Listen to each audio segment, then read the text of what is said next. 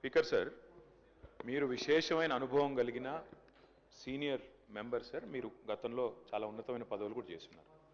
మేము సిన్సియర్గా మిమ్మల్ని ప్రార్థిస్తున్నాం సార్, దయచేసి రికార్డులు తెప్పియండి. ఎన్నిసార్లు ఇంటరప్షన్లు అయినాయి, ఎన్నిసార్లు మంత్రులు అంత అంత అంత ఎక్సైట్ అయ్యి మాట్లాడితే ఎట్లా సార్ మంత్రులు? Sir, the essence of democracy, దయచేసి కొత్త సభ్యులు కాంగ్రెస్ నుంచి 53 మంది ఉన్నారు. The essence of democracy, the beauty of discussion in assembly sir is discussion, debate, dissent. Sir, opposition అనేది మాకు we will have our say, the government will have its way. That is the essence of democracy. దయచేసి నేను వారిని మిమ్మల్ని కూడా కోరేది sir, మంత్రులకి సంయమనం ఉండాలి, రిస్ట్రెయింట్ ఉండాల్సింది ట్రెజరీ బెంచెస్కి.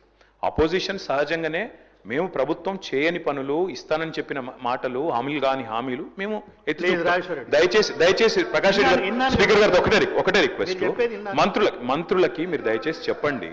ఇప్పుడు మేము కూడా ప్రొవోక్ చేయాలనుకుంటే మేము కూడా మాట్లాడచ్చు సార్.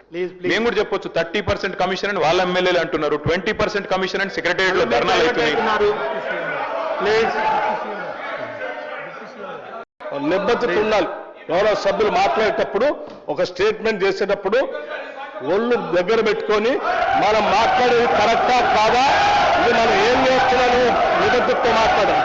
ఎంత అధ్యక్షది ఏమనుకుంటున్నారు? ఏది పడితే అది మాట్లాడితే తెలుస్తుంది అనుకుంటున్నారా? లేచిన దగ్గర చూస్తున్నాం అధ్యక్ష, ప్రతి స్టేట్మెంట్